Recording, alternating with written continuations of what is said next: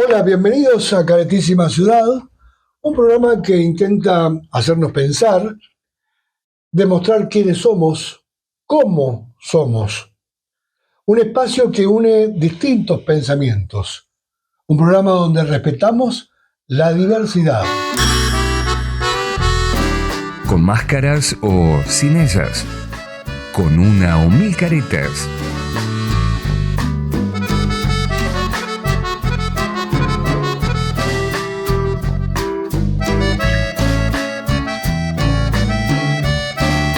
Caretísima Ciudad. Hoy, otro miércoles de educación. Esta columna que nos visita siempre Cristina Bispo. Bienvenida a Caretísima Ciudad. Bueno, acá de nuevo estamos. Gracias a ustedes por recibirme. Faltaba más. Bueno, hoy un tema complicado, ¿no? La educación siempre es complicada de algún modo, ¿no? Pero hoy vamos a hablar particularmente del conocimiento. Bien. ¿Qué tenemos que saber con respecto al conocimiento? Bueno, eso tampoco se puede resolver en una respuesta rápida. Seguramente. Porque empecemos por acá, digamos. El conocimiento últimamente se ha multiplicado con una velocidad pasmosa. Ajá. Digamos, porque si nosotros vemos en el transcurso de la historia, antes se multiplicaba el conocimiento cada 20 años, cada 10 años, cada 5, y ahora no sabemos muy bien cada cuántas horas se multiplica. Entonces, es bastante difícil desde la educación poder acompañar estos cambios. Entonces, el currículum escolar, ¿qué es lo que hace? Trata de incorporar estos saberes que se van sucediendo con esta velocidad, que van cambiando con esta velocidad, y entonces a veces hay bastante confusión en esto. Hay saberes que van permaneciendo y hay otros que se van modificando. ¿Y qué es lo que pasa? El currículum va cambiando, pero ¿qué es lo que pasa en definitiva? Que no se puede saber con exactitud porque los procesos educativos y de aprendizaje son lentos. No son tan rápidos como el conocimiento que se va multiplicando. Y cada individuo también tiene su tiempo, digamos. Claro, pero además, digamos, no podés saber cómo los chicos o los adolescentes van teniendo un determinado conocimiento, porque tampoco sabemos rápidamente qué es lo que prendió de ese conocimiento. Entonces hay una dicotomía entre la velocidad del conocimiento y el currículum escolar y el ver el planteo de qué es lo que prendió. Es como que ir sembrando y ver a ver después qué va pasando. Claro, que germina. Claro, entonces los currículum van cambiando sin saber a ciencia cierta qué es lo que prendió del currículum anterior o qué es lo que hay que cambiar realmente. Entonces se van haciendo cambios que a veces no tienen una fundamentación valedera, porque nosotros vamos incorporando estos saberes en función de que cambiaron, pero hasta qué punto tuvieron resonancia en los educandos. Claro. Educando es una palabra viejísima, pero bueno, creo que se entiende. No, y tiene que ver con el término, tiene que ver con la educación, realmente. Sí, entonces ahí ya hay una confusión, digamos, porque si bien es cierto de que algunos saberes, como por ejemplo algunos saberes matemáticos se van manteniendo y los tenemos que seguir teniendo, hay cosas que permanecen, hay otros que van cambiando. Y entonces, ¿cómo incorporamos esos nuevos saberes? Y a veces los incorporamos, pero tampoco tenemos en cuenta que tienen que tener una base anterior. Entonces, todo es bastante ir probando. La multiplicidad de conocimientos ¿llega a las personas que se están educando? Yo creo que eso ha sido un motivo de discusión siempre. Yo recuerdo cuando yo estaba trabajando, nosotros somos productos de un tipo de currículum que teníamos en la escuela, que después se va a llamar, en la época de los 90, digamos, en la época que empieza el neoliberalismo, como autoritario, como un régimen autoritario. Nosotros pensemos que teníamos en el secundario, por ejemplo, teníamos un montón de materias, muchas. Cada 6 meses rendíamos, cada 3 meses o cada 6 meses rendíamos o trimestrales o semestrales de cada materia, y eso se consideraba como autoritario. Sin embargo, creo que nosotros no teníamos demasiados traumas Claro. de ese tipo de educación.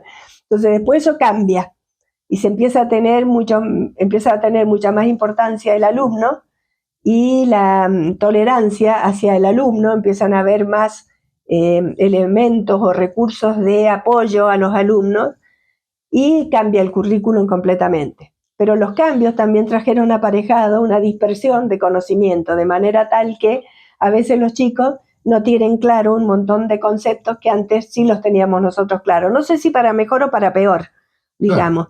Pero sin embargo, a veces, por ejemplo, en geografía teníamos un concepto general del mundo, de los distintos países, de los distintos continentes, y ahora los chicos tienen una confusión porque algunos ven esto, otras veces ven lo otro, y no hay un hilo, digamos, conductor de eso.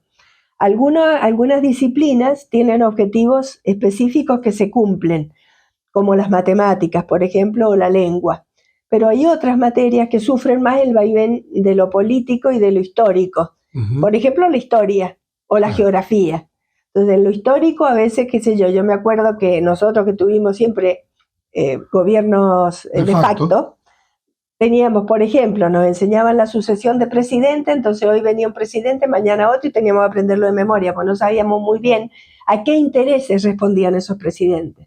Entonces hay una visión de la historia que en algunos regímenes se considera que no tienen que tener los alumnos, no tienen que saber por qué tal presidente hizo tal cosa, o por qué uno bajó al otro, qué sé yo. Y hay otros conceptos históricos que dicen que hay que saber las causas de que por qué, por ejemplo, los egipcios hacían templos impresionantes y por qué los fenicios construían en ladrillo. Digamos, entonces, si sabemos las causas, es mucho más fácil entender la historia.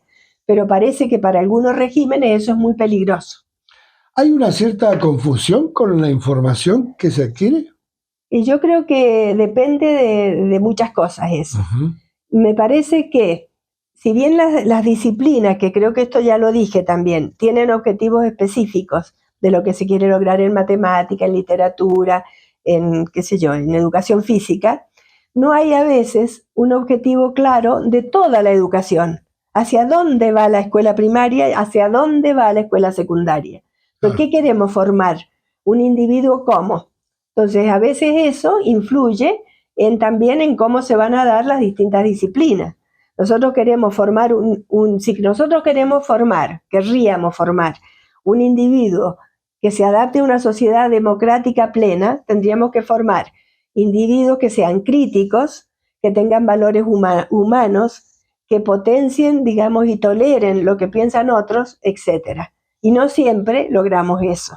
Y es difícil, ¿no? Respetar diferentes pensamientos no es fácil, digamos, ¿no? No es fácil, sobre todo si hay un régimen político que no lo tolera. Claro. Es más fácil en un régimen político que sean más amplios y tolerantes. Entonces todo influye, porque a veces parece que la educación estuviera al margen, y no está al margen de lo histórico y de lo político que está sucediendo, digamos. Siempre tiene algún tipo de resonancia en lo que está pasando. Los currículos no son neutrales. Y todo individuo tiene derecho a tener conocimiento y educación. Exactamente, y el conocimiento creo que es fundamental.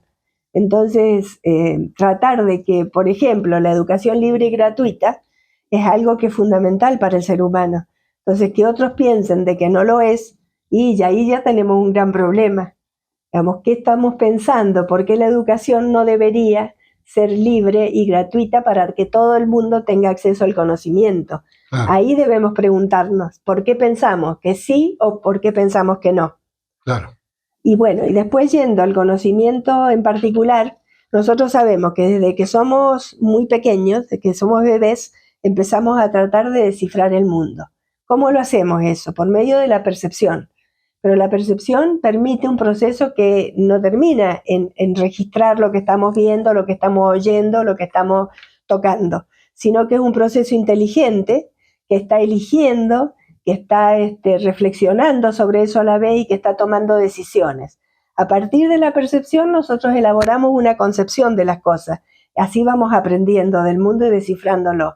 Y luego, si queremos transmitirlo a otros esa concepción, necesitamos formas de representación. Esas formas de representación van a ser particulares para cada disciplina. La matemática lo hará a través de los números, de los signos, etc.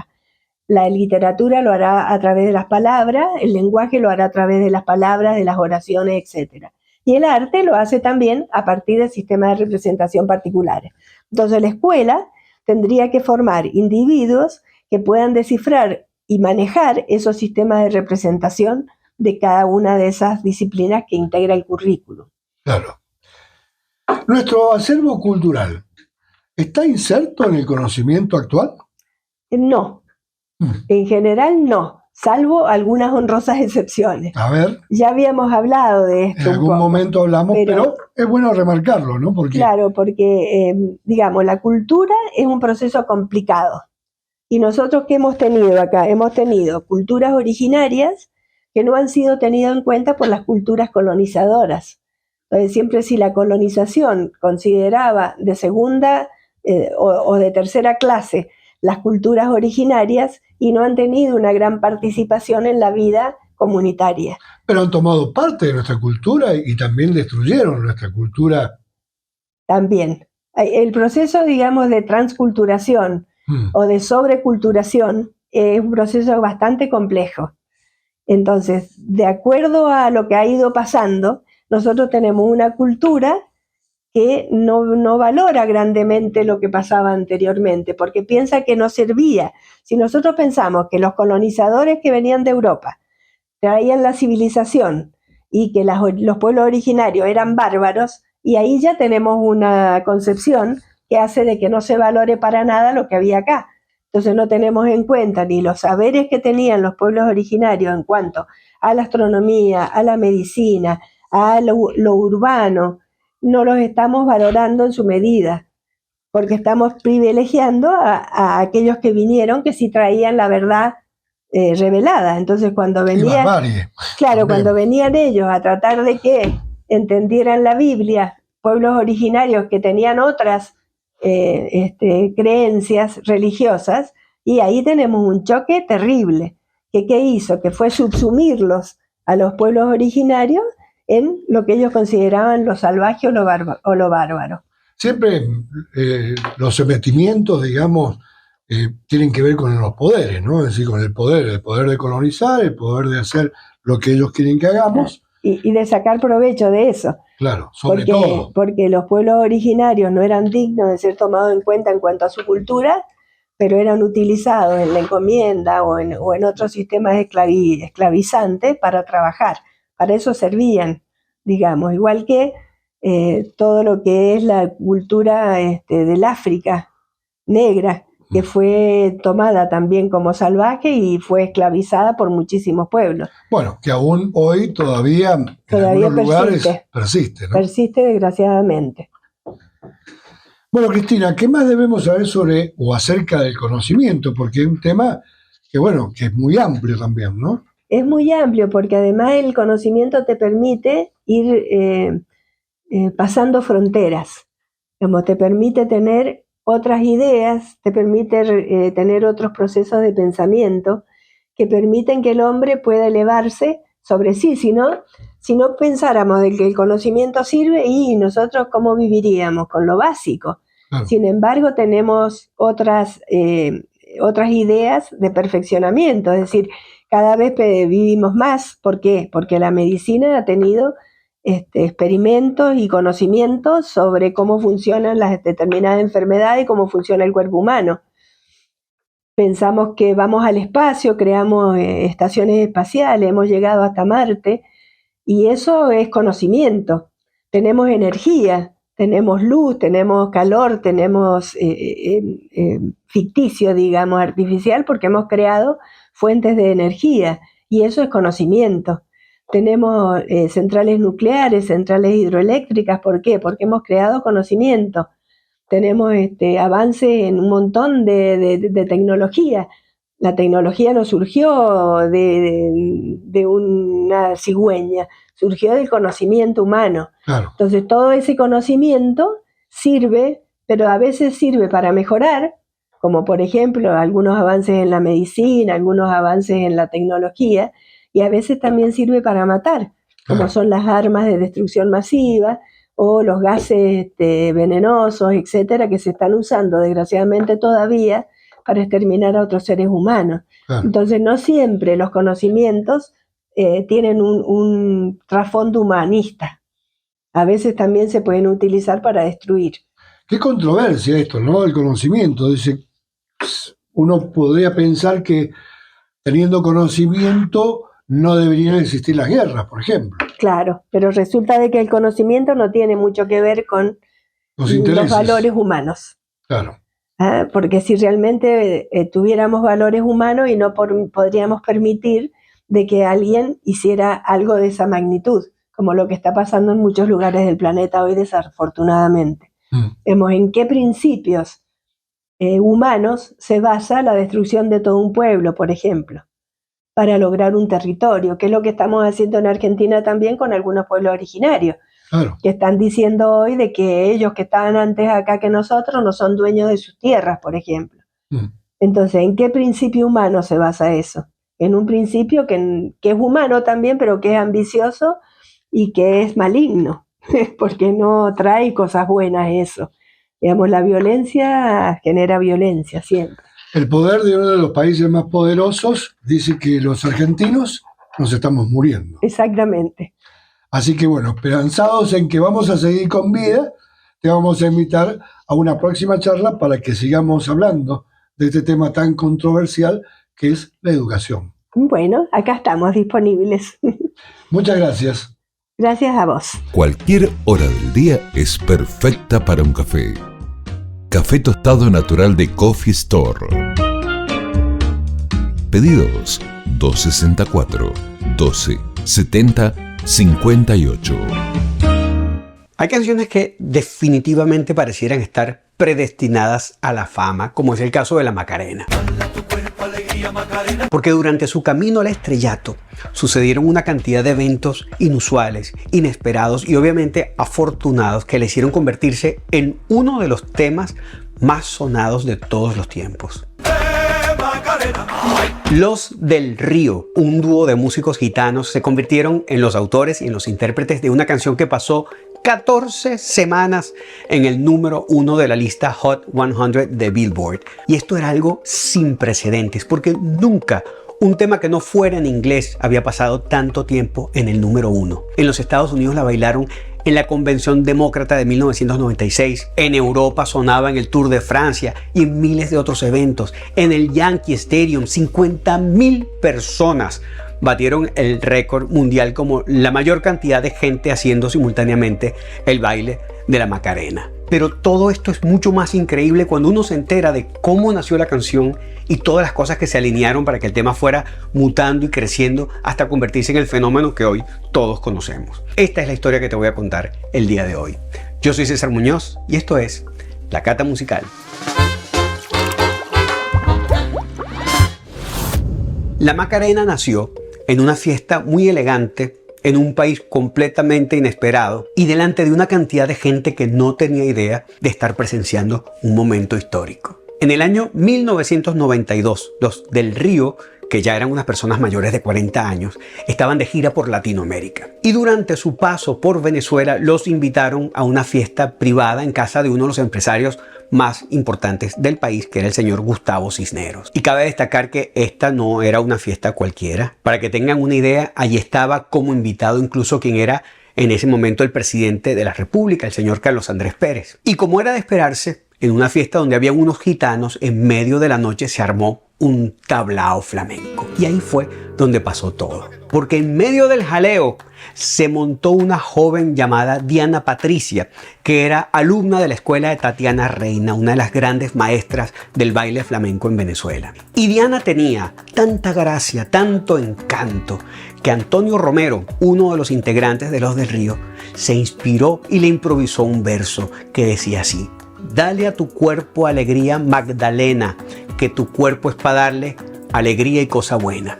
Ahí todos, por supuesto, se rieron y lo celebraron, pero esa frase se le quedó grabada. Solo que luego Antonio tuvo una reconsideración, porque él tiene una hija que se llama Esperanza Macarena, y se dijo: ¿cómo es posible que yo tenga una hija con un nombre tan bonito y le vaya a dar esta canción a otra persona? Entonces cambió Magdalena por Macarena. Además, Macarena también es el nombre de la Virgen de Sevilla, y para unos sevillanos, por supuesto, esto no es poca cosa. Después de la fiesta, en el hotel, ya en su habitación, entonces se le vinieron otras ideas, que si Macarena sueña con el Corte Inglés, que es una tienda por departamento muy famosa en España, que si tiene un novio que se llama Vitorino, y con eso quedó sembrada la semilla de algo que, sin que nadie lo sospechara, estaba destinado a convertirse en un hit mundial. Pero antes de continuar, te quiero decir que si tú eres una de esas personas que siempre ha querido cantar, pero no se ha atrevido, bien sea por pena o por falta de tiempo, te invito a que visites la página aprendeacantardesdecero.com. Ahí vas a conseguir un curso de canto que yo hice, que es para principiantes, donde te explico con lujo de detalles cómo funciona la voz y qué es lo que debes hacer para empezar a entrenarla. Aprendeacantardesdecero.com. Te voy a dejar el link por aquí arriba y también aquí abajo en la descripción. Y ahora sí, continuamos con nuestra historia. Cuando Los del Río volvieron a España, era diciembre, estaban en plenas fiestas navideñas y se juntaron con varios colegas en la finca de un amigo. Ahí fue donde por primera vez cantaron la versión completa de la Macarena. Y entre los asistentes estaba nada menos que Rocío Jurado, que era amiga de ellos. Y cuando ella escuchó la canción les dijo que eso era un tiro al suelo. Así que no perdieron el tiempo y después de eso se fueron a grabarla. La grabaron en unos estudios que son muy conocidos en Sevilla, que son los estudios Bola, donde se graba casi todo el flamenco que sale de España para el mundo. Y aunque la canción ya estaba completa, ya estaba hecha, ahí le hicieron otros arreglos como para terminar de darle forma. El tema lo estrenaron formalmente en televisión andaluza durante la Feria de Sevilla. Cuando decimos la Feria de Sevilla, estamos hablando de un evento donde se instalan como 1400 casetas, donde hay música en vivo, donde hay comida típica, hay bebidas típicas, se baila todo el día. Es una de las fiestas más importantes y representativas de Andalucía. Y lo que pasó fue que ahí, de forma natural y espontánea, la Macarena se convirtió en un éxito, porque de un momento a otro todas las casetas de la feria estaban poniendo la canción. Ojo, sin videoclip, sin coreografía y sin promoción. La única explicación de este fenómeno es que el tema funcionaba. Punto. Después de esto que pasó en Sevilla, la casa discográfica pensó que había que aprovechar el momento y por eso pidieron que se hiciera un remix de la canción para las discotecas. Ese primer trabajo lo hicieron Alaska y Fangoria, que era un grupo conocido en el mundo del pop electrónico. Ellos lo que hicieron fue llevar la canción más hacia el techno y funcionó. El tema viajó por todo el país y fue declarada la canción del verano en España, no solo en 1993, sino también en 1994. A partir de ese momento, la canción ya no solamente era de ellos, sino que empezó a ser de todos. Y allí se abrió la puerta de la internacionalización, porque después de España venía América Latina. La Macarena hasta ahora había funcionado a nivel regional, pero la gran sorpresa fue cuando saltó el charco. En el verano de 1994, Los del Río empezaron a viajar por otros países y vieron cómo la canción empezaba a sonar también en Ecuador, en México, en Egipto, en el Líbano. Lugares culturalmente muy distintos y sin embargo la canción funcionaba en todos estos sitios. En paralelo pasaron dos cosas que terminaron siendo clave. Por un lado, un ejecutivo llamado Jesús López, que En ese momento era el presidente de la división latina de la casa discográfica y editorial BMG. Este señor estaba cenando en un Fridays en Querétaro, en México, y de pronto en el restaurante empezó a sonar la Macarena. Los camareros dejaron de servir y se pusieron a bailar, pero no el famoso baile de la Macarena que todos conocemos, porque este todavía no existía, sino bailar cualquier cosa, lo que le saliera. Jesús López se quedó viendo esto y pensó, aquí hay algo. Cuando volvió a su oficina, pidió que hicieran un estudio de mercado. Quería saber si la canción tenía el mismo efecto en Cancún, en Puerto Rico y en República Dominicana. Y al poco tiempo empezaron a llegar los reportes de que la canción efectivamente sí estaba gustando. Y mucho. Macarena, Macarena, Macarena. Entonces contrató a un coreógrafo. La idea era hacer algo que fuera muy fácil de aprender, que fuera divertido y sobre todo que pudiera hacerlo todo el mundo. Y allí mismo, en su oficina, salió la primera versión del baile. Mientras tanto, en Miami empezaba a pasar otra cosa importante pero completamente independiente. Un DJ llamado Jamming Johnny Caride estaba trabajando en el Baja Beach Club y la gente empezó a pedirle una canción que él no conocía. Le decían, ¿tienes la Macarena? Y él pensaba que le estaban hablando de comida, macarrones, Macarena. No entendía. Cuando empieza a averiguar, le dicen que es una canción española que estaban poniendo en un club español que estaba en Miami Beach. Entonces se puso a buscar entre los discos promocionales que él tenía guardados y por suerte encontró una copia del sencillo de Los del Río. Lo puso en el club e inmediatamente la pista se llenó y todos empezaron a hacer el bailecito. El fin de semana siguiente estaba en otra discoteca con Kid Curry, que era el jefe de programación de una emisora muy importante en Miami, Power 96, y le dijo, quiero poner esta canción en la radio, esta canción que está en español. Y el programador le dice, pero ¿cómo vas a poner un disco en español en Power 96? Pasaba que la emisora tenía una política que no permitía que se pusieran canciones completamente en español. Pero Jamming le dice, sí, la quiero poner, porque mira esto. Pone la canción y vuelve a pasar lo mismo. Todo el mundo empezó a hacer la coreografía y el que no se la sabía se la aprendía. Así que fueron a la emisora y hablaron con el director. Le echaron el cuento, le pusieron la canción y él les dijo, tienen 72 horas para hacerle un remix que yo pueda poner en la radio. Resulta que Jamming tenía un pequeño sello discográfico con dos socios, Mike y Carlos. Y él les dice, esta es nuestra oportunidad de hacer algo grande. Deciden que lo que hay que hacer es agregarle una voz femenina que respondiera pero en inglés. La idea siempre fue mantener la esencia del dúo sevillano, pero introducir esta voz femenina que en inglés podía hacer que la canción fuese accesible para el público anglo. Carlos dijo, yo tengo la persona perfecta y llamó a Patti Alfaro, que era una cantante con la que él ya había trabajado. La letra en inglés la escribieron ahí mismo en el estudio, casi como una broma. Todo bien exagerado, caricaturesco, incluso un poco quiche, pero logrando el efecto llamativo que era lo que querían. Ellos dicen que lo hicieron muy al estilo de Hialeah, que es una zona bien pintoresca de aquí de Miami, y me consta que es pintoresca porque yo vivo aquí justo al lado de Hialeah. Y en cuestión de horas ya habían grabado lo que sería el Bayside Boys Remix. Esa mezcla se mandó directamente a la emisora Power 96 y el resultado fue inmediato. Apenas la pusieron, la gente empezó a llamar como loca, como si estuvieran regalando dinero. Pónganla otra vez, que la pongan otra vez, era lo que decían. Y en pocos días la canción estaba sonando en todo el sur de la Florida y los Bayside Boys se empezaron a hacer famosos. Imprimieron CDs y mandaron copias a otras emisoras en los Estados Unidos. Y así, sin plan de mercadeo, sin gira promocional, la Macarena empezó a meterse en el mercado anglo. Pero había un problema. Esa canción no era de ellos y BMG se enteró. Lo primero que quisieron hacer fue prohibirla, pero ya la canción se les había ido de las manos.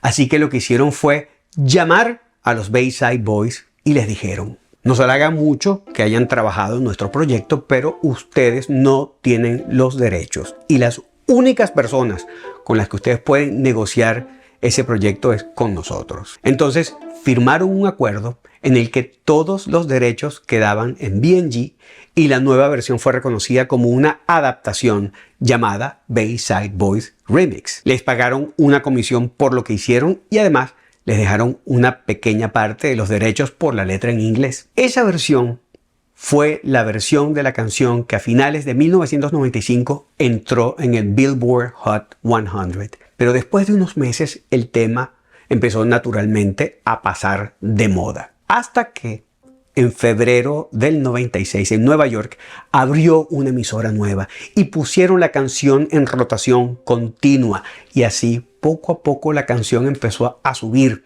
hasta que en el verano del 96 llegó al puesto número 1 y ahí se quedó 14 semanas consecutivas, un récord. Y esto pasó antes de TikTok, antes de YouTube y antes de WhatsApp. Fue la energía de la gente, el boca a boca y el duende de la canción.